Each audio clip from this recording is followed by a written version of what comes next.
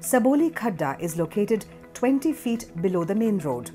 25 years ago, this landmass was used as a brick kiln, and like any other unauthorized settlements in Delhi, the 600 households here continue to be deprived of basic services even today. There is no concrete road, drainage, sanitation or piped drinking water service. In 2009, the Mission Convergence program of the government of Delhi made it clear that they are going to take the government to the people and not the other way around. They set up a gender resource center to facilitate delivery of services to the 8 settlements in this area. CFAR took on the responsibility of managing the Gender Resource Center in 2009. Saboli Khadda was one of the 8 settlements that the center had to reach out services and entitlements to empower women.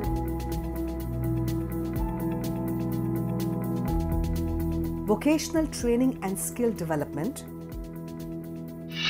non-formal literacy, education for children and women, health services through health camps, OPD to provide relief, legal literacy on women's rights and laws,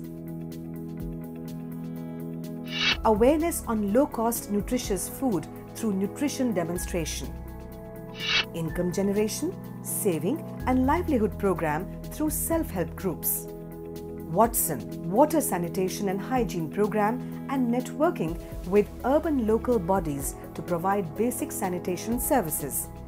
Awaaz Uthao campaign to raise the voices against violence women face.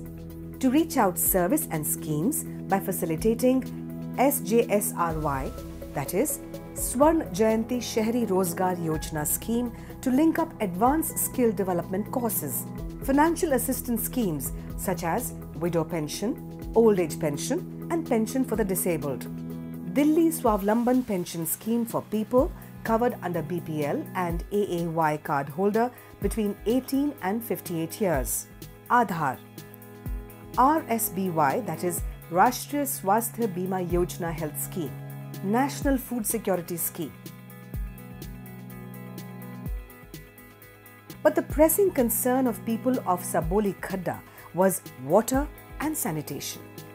Water sanitation and hygiene के कार्यक्रम को 2010 से वो कार्यक्रम हमारा जोड़ा गया, जो हमारा मोस्ट वल्नरेबल जो हमारा एरिया सबोली खड्डा की अगर हम उसकी बात करें तो वहाँ वाटर सैनिटेशन और हाइजीन इन चीज़ों को लेकर लोग बाग भी ज़्यादा जागरूक नहीं थे।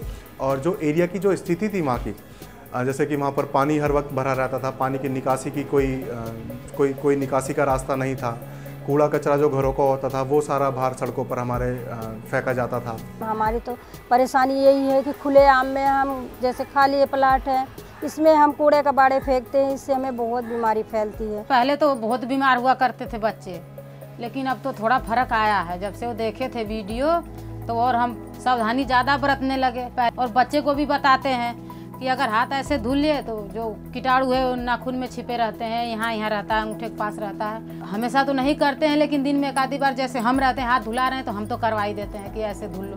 जो 10 साल के बच्चे उन्हें तो ध्यान आ गया कि हाँ मम्मी ऐसे बताती है हाथ धुलने के लिए, तो वो भी धुल लेते हैं। हैंडपम्प खींचते थे और पी लेते थे, इतनी टंकी के पानी की ज़रूरत नहीं थी। अब फिर पानी ख़राब हो गया नलके का हमारा, फिर टंकी से लाने लगे तो ऐसे ही ले आते थे, ऐसे पी लेते थे। कुछ इतनी वो नहीं थी, जानकारी नहीं थी कि भाई क्या करना है क्या नहीं करना है। ये बड़ी लड़की है मेरी, बहुत बीमार होती थी, उल्टी दस्त होते थे इसको बहुत ज़्यादा।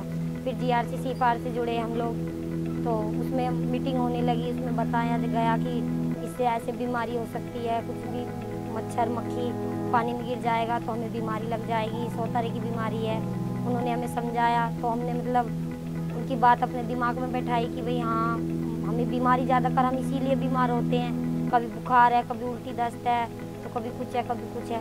तो हमने मतलब ऐसे करना शुरू किया, तो अब हम पानी मतलब अपना अच्छे से ढक के साफ बर्तन में रखते हैं। साफ़ सफाई से जुड़े मुद्दे को सबसे पहले तो महिलाओं ने खुद समझा। उन्होंने जाना कि इस तरह से बस्ती में जो चीज़ें हैं उन पे हमें एकजुट होना पड़ेगा, हमें काम करना पड़ेगा। उन्होंने उस चीज़ को और जो एक समूह के रूप में वो सशक्त हुई हैं उसको खुद महसूस किया। उसके बाद उन्होंने अपनी बस्ती की समस्याओं को पहले पहचाना कि कौन सी मुख्य समस्याएं हैं जिन्हें हमें रखना है। उससे संबंधित किस विभाग में जाना है और किससे बात करना है, इन सब चीज़ों की उन्होंने पूरी पहचान की। उसके बाद महिलाएं मिलकर खुद विभाग में गई, अधिकारियों से बात की और इसी तरीके से बस्ती में अभी थोड़ी बहुत शुरुआत हो चुकी है कि उनके सशक्त होने की वजह से, सजग होने की वजह से कुछ परिवर्तन आ गया है। समूह जब बने तो उस समूह में एक एप्लीकेशन लिखा गया और सब महिलाएं की साइन हुई, तो हम दीप्ति जोशी के पास गए, सब महिलाएं इकट्ठा होके कि हमें यहाँ कूड़े की गाड़ी की ज़रूरत। पहले तो उन्होंने मना कर दी कि वहाँ कूड़े की गाड़ी जाएगी कैसे। तो हम सब ने बोले सेवाधाम रोड है, ओम धर्म कांटा है, यहाँ से आप मेन रोड ओम धर्म कांटा से ऐसे वो हो जाओ। तो ये फिर उसके साथ वो एक वहाँ पर बैठे हुए थे, तो उन्होंने आया, रास्ते देखा। फिर दूसरे दिन पहले तो 27 तारीख के वो था, छुट्टी थी, उन्होंने देख के गए। फिर 28 तारीख को उन्होंने गाड़ी लेके आए, देख के तो कहे कि हाँ जब जा सकता है गाड़ी तो हम वहाँ भेज देंगे। अब तो कूड़े की गाड़ी आने लगी है, अब हम सबको तो बहुत आराम हो गया।